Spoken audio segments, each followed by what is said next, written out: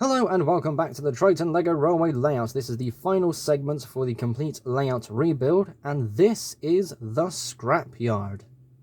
After the goods yard was shortened in length, there was enough space for another segment, so in my mind a scrapyard of sorts will be the best thing to go in that area. Nothing too complicated, but it's something that would definitely fit the theme. Now, the main idea for the scrapyard building was to go over both running lines, and this was ultimately scrapped because I didn't like the idea of having this at a show and seeing an express line just run through a scrapyard. It didn't look right, so it became a more open area, and it became a lot less busy as well. Just like with the goods yard, it has a nice big gantry crane over the siding. This is not interfering with either running line, like I mentioned earlier, and the crane itself can move freely in both directions. The crane itself has some string connected to a hook, which can allow a few other things to be connected to the hook, but the main thing going for it is a massive claw that I built.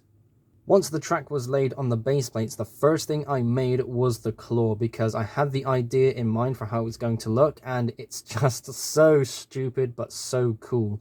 So this came from the Scrapyard claw from the Thomas & Friends series, and it has a few posable arms, and it's kind of weak in some areas, but it ultimately does its job in looking really intimidating.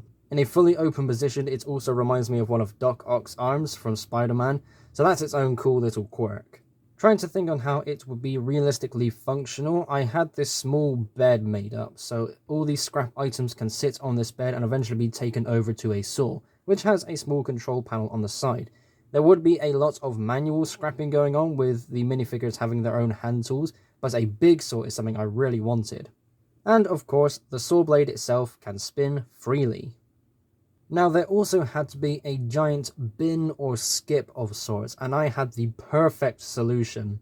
I bought an old Lego City dump truck set from the construction line many years ago, and I kept the big skip thing, whatever you call it, on the back of the truck. I just had that in a drawer, because I never knew if I was ever going to use it again, and yet I did, and it fits stupidly and perfectly. There's a small staircase so minifigures can climb up to actually throw their scrap into there, but it fits well, but it doesn't fit well, but I can't not use this. So that is it for this mock showcase video, and this is the final segment of the main layout reconstruction. Thank you all ever so much for watching. Make sure you keep an eye out on the community tab for polls and updates. Thank you all ever so much for watching. Be sure to like and subscribe if you haven't already. I will see you all in the next episode. Bye bye.